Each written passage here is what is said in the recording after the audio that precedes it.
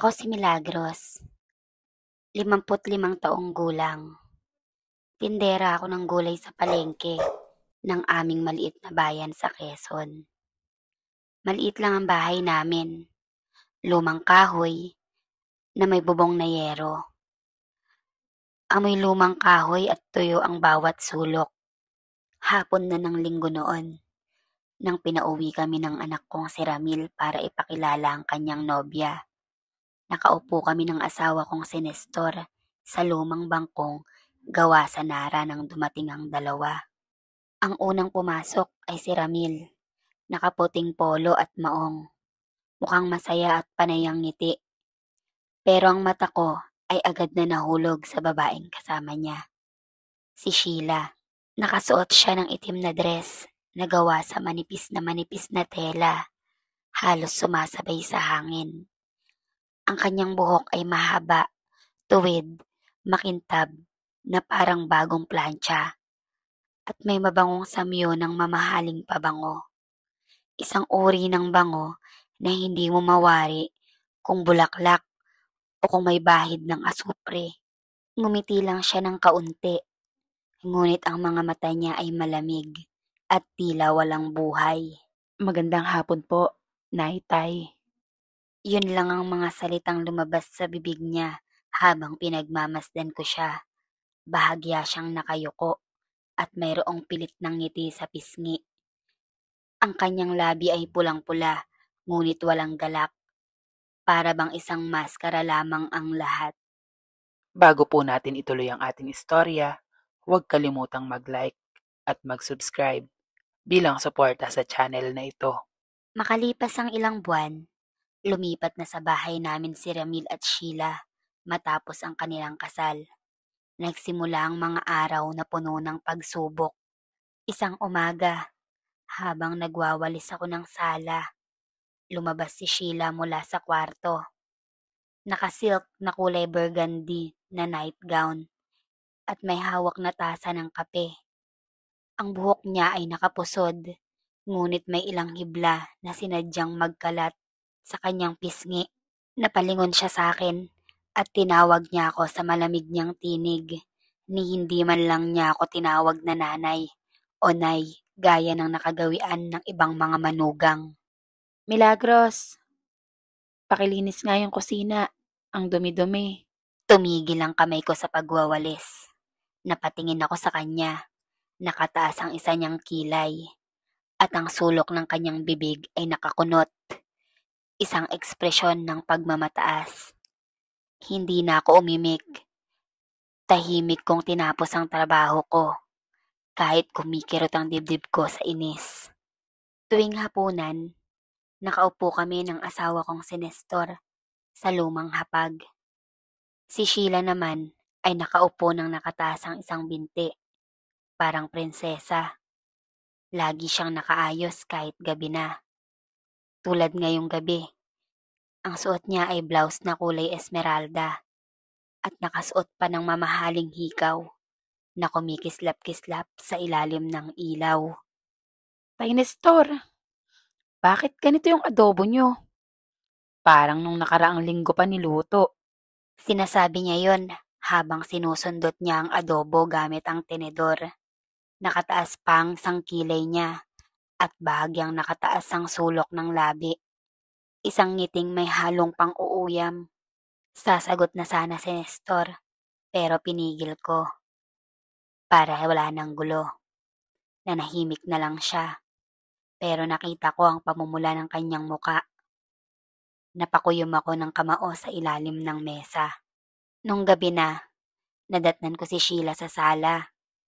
Nakaitim na bestida at pink na lipstick. Nakaupo sa sopa habang nakapatong ang mga paa sa lamisita at nagpipipindot ng cellphone. Ang mukha niya ay walang bakas ng pagod. Ngunit ang mga mata niya ay tila may lihim na tinatago. Makintab. Parang basang salamin sa dilim. Narinig ko ang anak kong si Ramil na dumarating. Oh Sheila, gising ka pa pala. Kumain ka na ba? Kung hindi pa, tara na, sabay na tayo. Late ka na naman. Saan ka ba galing? Pasensya ka na. May overtime sa trabaho. Overtime na naman? Yan na lang lagi mong dahilan. Hindi naman nadadagdagan yung sweldo mo. Bago pa makasagot ang anak ko, isang malakas na sampalang tumama sa kanyang pisngi. Ano ka ba? Wala kang silbi. Puro ka overtime. Nanlaki ang mga mata ko. Ramdam kong biglang uminit ang paligid. Hindi ko na napigilan ang sarili ko at nakisali na ako sa kanilang dalawa. Sheila! Hindi ka na nahiya? Sa harap namin sinasaktan mo ang anak ko. Bakit po ba kayo nakikialam? Away mag-asawa po to. Talagang napakabastos mong babae ka. Hindi kami makikialam kung nasa tamang rason ka. Matagal ka na naming tinitiis. Matagal na naming tinitiis yung ganyang pag-uugali mo. Nananahimik lang kami. Pero ngayon, sumusobra ka. Ayun, lumabas din ang totoo. Kung ayaw nyo sa akin, di lumayas kayo sa sarili nyong bahay. Tama na yan. Walang aalis. Tapusin na natin ang pagtatalong to. Simula nang mangyari ang gabing yun, gabi-gabi akong dinadalaw ng bangungot. Sa panaginip ko, nakikita ko si Sheila na nakasuot ng itim na saya at may pulang panyo sa ulo.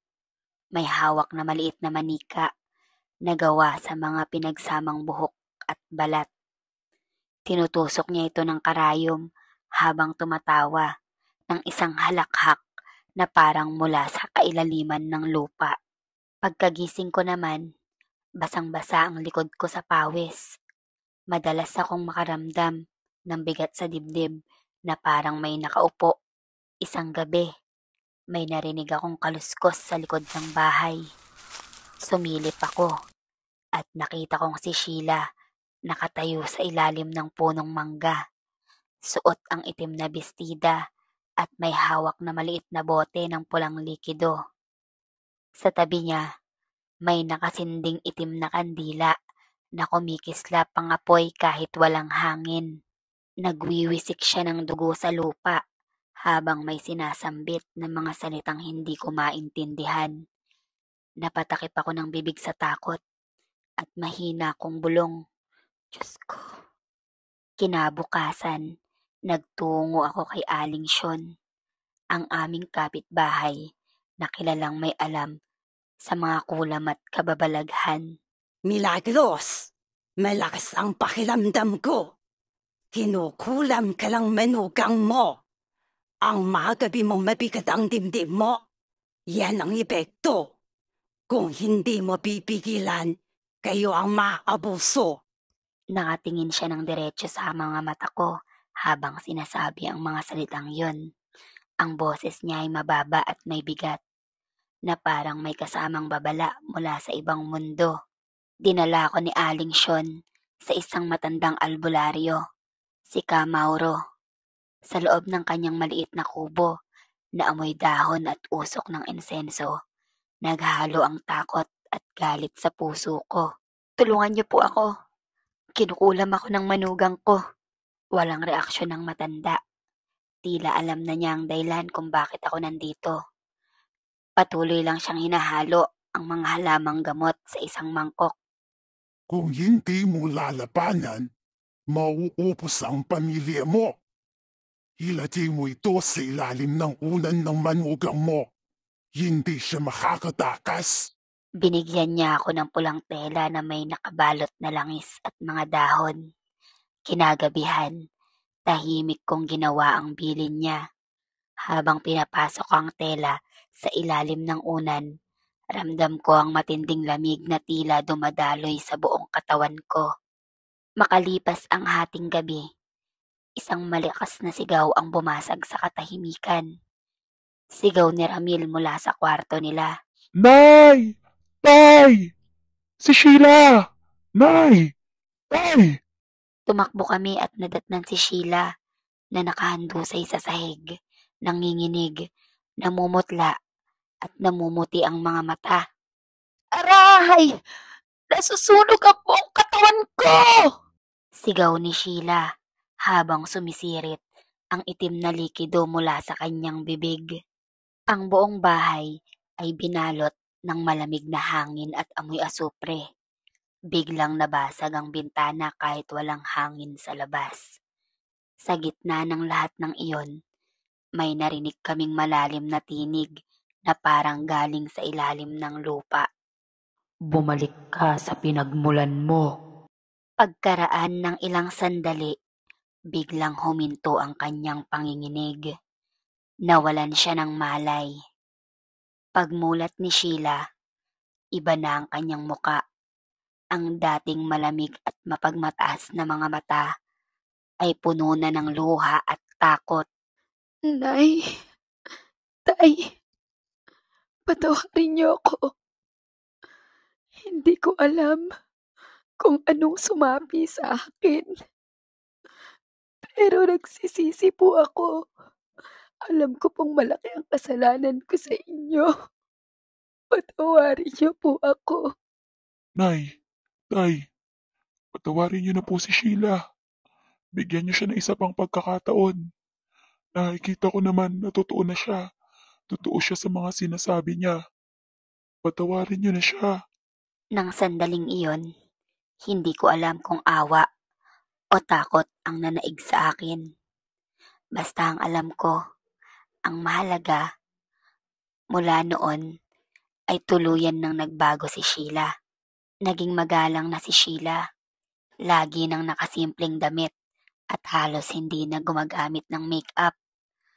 Ang dati niyang matalim na tingin ay napalitan ng mga matang mapayapa at marunong nang ngumiti ng totoo. Ang inggit at galit ay parang apoy. Kapag hindi kinontrol, sisira ito ng pamilya at kaluluwa. Ang kulam ay hindi laruan. Ngunit higit sa lahat, ang pag-amin at tunay na pagbabago ang tanging daan upang malunasan ang anumang sumpa.